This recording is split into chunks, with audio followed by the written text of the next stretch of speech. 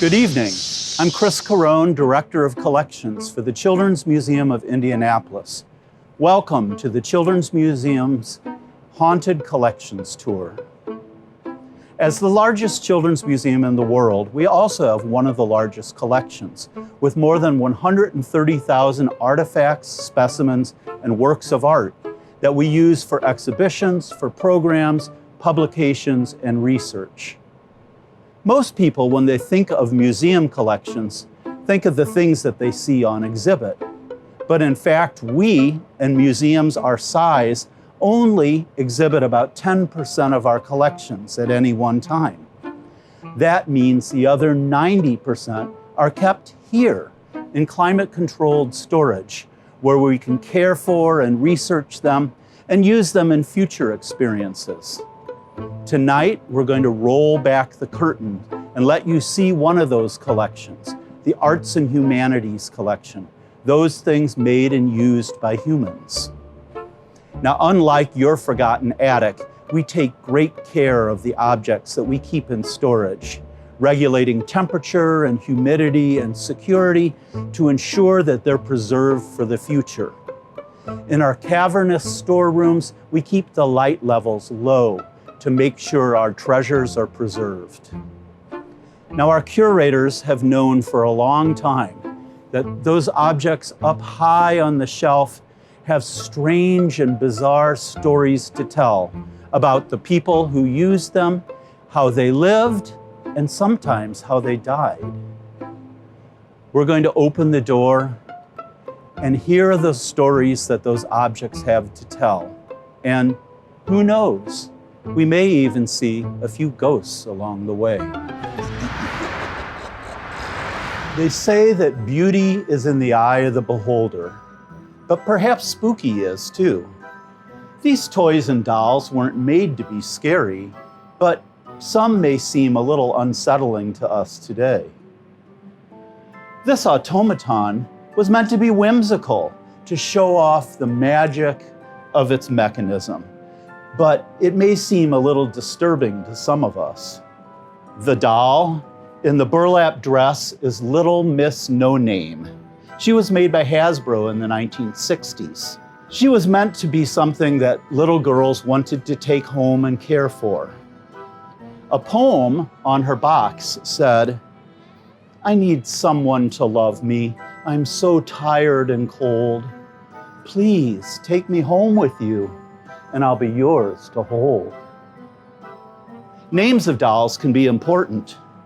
We know this doll is named Glennie, but we don't know where that name came from. But we do know the story of how another doll got her name. These dolls were known as Badderkinder, or bathing children in Germany. They were made in various sizes and were one of the most popular dolls in the 19th century. In America, they went by a different name, Frozen Charlotte.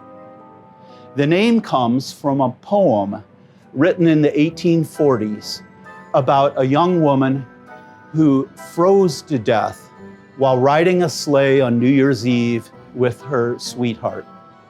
The story tells us that despite her mother's warnings to bundle up because of the cold, she died of exposure, leaving her beau heartbroken.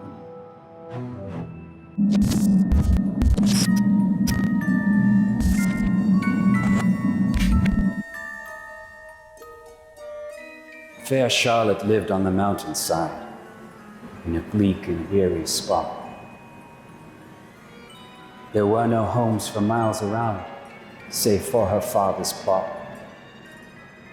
One New Year's Eve, as the sun went down, far looked her glistening eye, through a frosty window pane, as merry sleighs went by.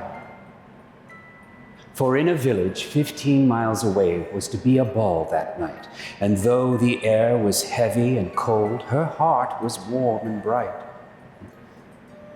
How brightly shone her laughing eyes, as a familiar voice was heard. Driving up to the cottage door, her lover, me, appeared.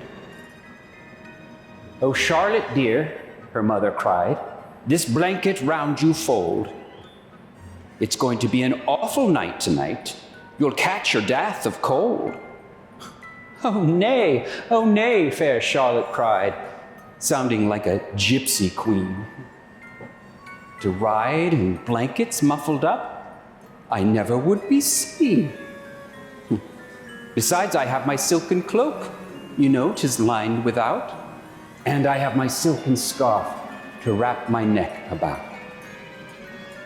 Her bonnet and her gloves were on as she stepped into my sleigh. And riding down the mountainside and all the hills away, with muffled face and silent lips, 5 miles at length were passed, when I, with few and shivering words, the silence broke at last. "Such awful night I've never seen, the reins I scarce can hold." Fair Charlotte whispered quietly, "I am exceeding cold." I cracked my whip, I urged my steed, much stronger than before, and thus 5 more dreary miles in silence were passed o'er. Said I, "How quickly the ice doth gather on my brow."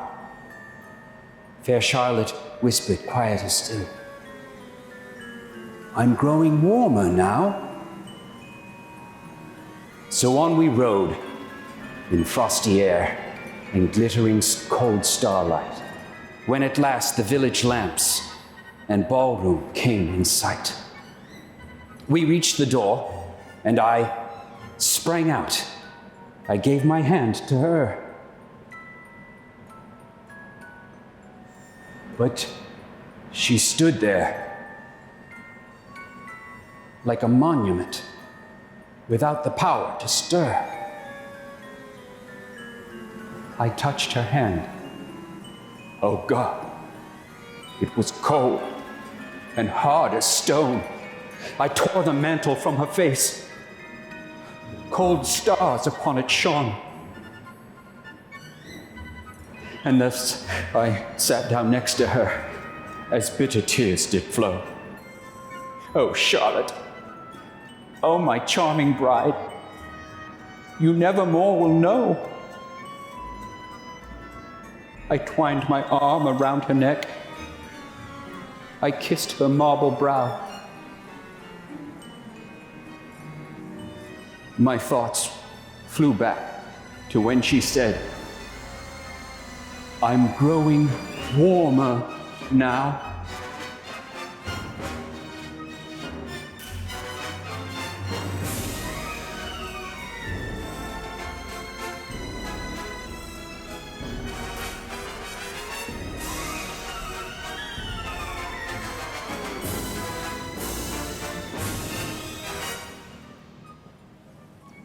Vanity was the death of poor Charlotte. But she wasn't the only one who succumbed to death by vanity. Historically, people, mostly ladies, used deadly embellishments to enhance their beauty. Sometimes it wasn't as easy as freezing to death. Sometimes painful, messy illness came first. Sometimes madness. Men, women, and children were all affected by the dangers of fashion, both in making them and in wearing them. Toxic chemicals were used to create some of the most popular fashions of the 19th century. This felted hat was made using mercury to create the layers of felt. Now, eventually they replaced the felt with silk, but for more than 2 centuries, hat makers were regularly exposed to mercury poisoning. Now, once mercury is in your body, it's there to stay. And soon hat makers began to show skin disorders, and their teeth fell out, and they showed neurological problems like shakiness or nervousness, or even paranoia. The phrase mad as a hatter shows that the public even understood what was happening. And the Mad Hatter in Alice in Wonderland himself was patterned after this notion that hat makers were strange and eccentric. In the 1850s, aniline dyes were discovered using a sort of coal dust mixture that made brilliant blacks and purples. Magentas and mauves became such a rage that the media coined a phrase, mauve measles, much the same as we would say something went viral. Bright colors continued to be popular. One of the most popular was this bright green that was used to dye silk dresses and accessories. But these bright colors had their own dangerous price. You might even say they were to die for.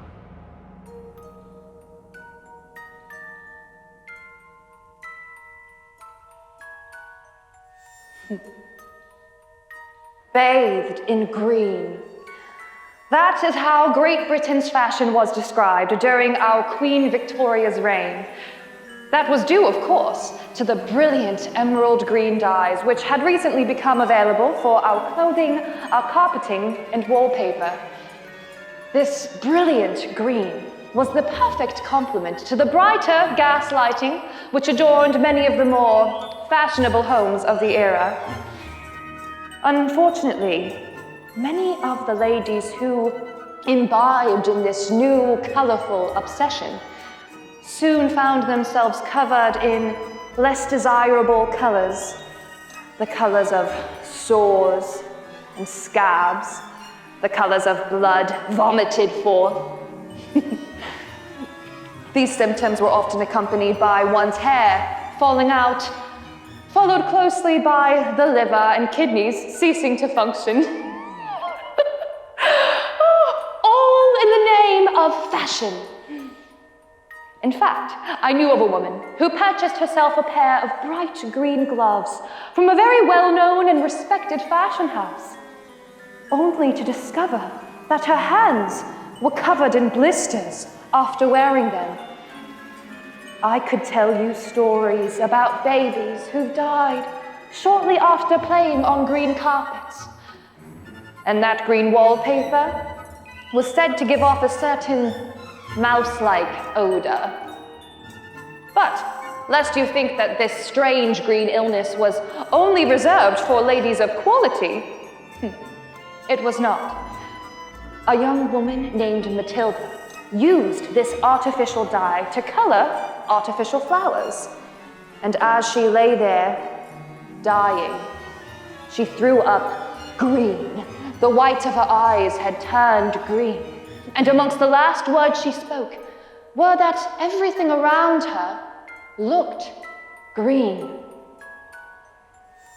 Have any amongst you guessed what special additive, what magic ingredient it was that made these dyes so toxic?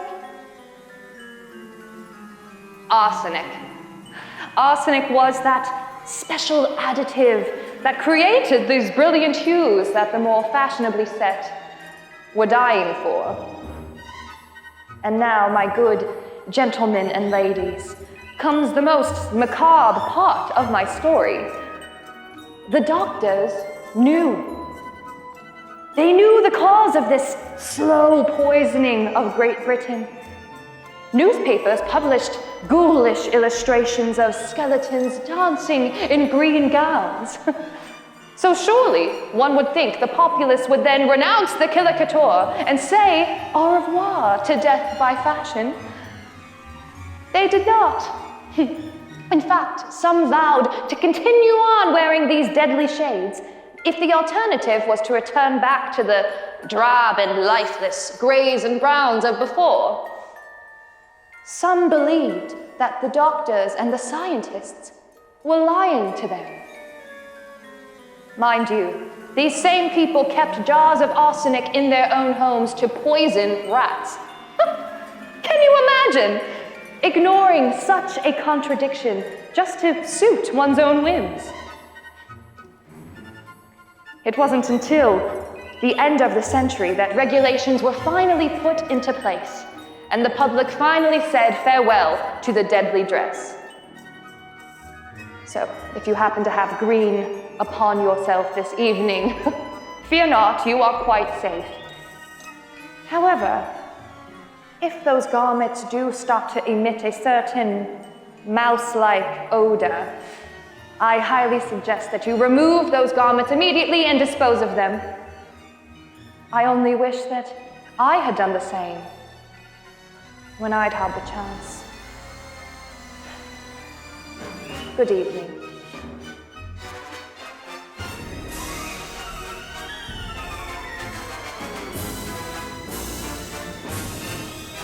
Who knew that clothes could be so deadly? Clothes can be emblems of death and mourning. Rituals and traditions about what to wear and how long to wear it go back centuries. In fact, the Children's Museum has some very interesting death artifacts in its vaults. But that's a story for another day.